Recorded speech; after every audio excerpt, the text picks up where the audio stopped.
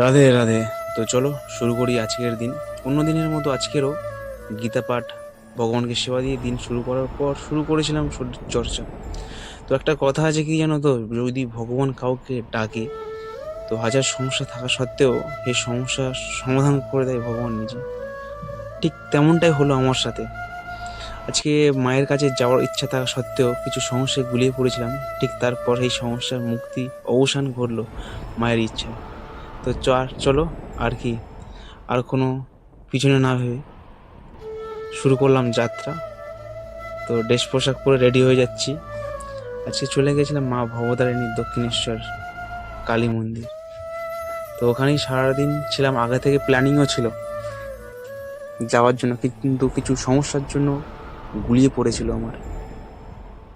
তো সেই সমস্যার সমাধান মা নিজেই করে দেয়। তারপর ট্রেনের মধ্যে হাজার ভিড় থাকা সত্ত্বেও বাস রিল্যাক্সে একটা সিটের মধ্যে বসে পড়েছি। সেই সিটের ব্যবস্থাটা হয়তো মা করে দিয়েছে। তারপর ট্রেন ধরে চলে গেলাম দক্ষিণেশ্বর মন্দির।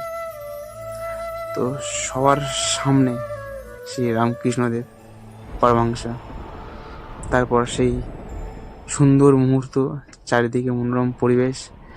গিয়েছিলাম আমি একটার সময় যাওয়ার পরে গেট বন্ধ হয়ে গিয়েছিল। সেটা হয়তো মায়ের ইচ্ছায়, কারণ মার প্ল্যানিংটা অন্যরকমই ছিল। তো একটার সময় বন্ধ হয়েছে, 3টার সময় খুলে যায়। তার মধ্যে কিন্তু 2 ঘন্টা আমি সম্পূর্ণ বসেছিলাম মেডিটেশনে। যে 2 মিনিট ভালো করে বসতে পারে না, আজকে 2 ঘন্টা বসে রেখেছিল মা আমাকে। এটা মায়ের ইচ্ছে। তারপরে প্রসাদ দিই, মাকে দর্শন করি, পূজা দিই। দেওয়ার পরে কিছু প্রসাদ নিয়ে চলে গেছিলাম ঘাটে মাছেদের দেওয়ার জন্য। তো আমরা তো সবাই প্রসাদ খাই, প্রসাদ পায়, হয়তো মাছেরা পায় না। এটা হয়তো মা আমাকে দিয়েই করিয়েছে। তারপর গিয়ে বসেছিলাম ঘাটের মধ্যে। সত্যি বলতে এটা দুপুরে লাঞ্চ ছিল, দোসা।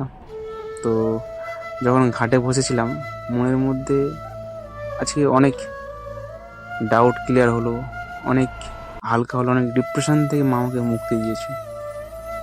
তো সবসময় সবাইকে একটা কথাই বলবো, সবসময় সৎ পথে চলো, নিজেকে পরিশ্রম করো, নিজের গোল রেখো, আর ভগবানকে স্মরণ করো। দেখ, কারোর কোথাও কিছু করতে লাগবে না, রাস্তা ভগবান নিজেই করে দেবে। শুধু তোমার মধ্যে চেষ্টা থাকা দরকার। রাধে রাধে, সবাই ভালো থেকো।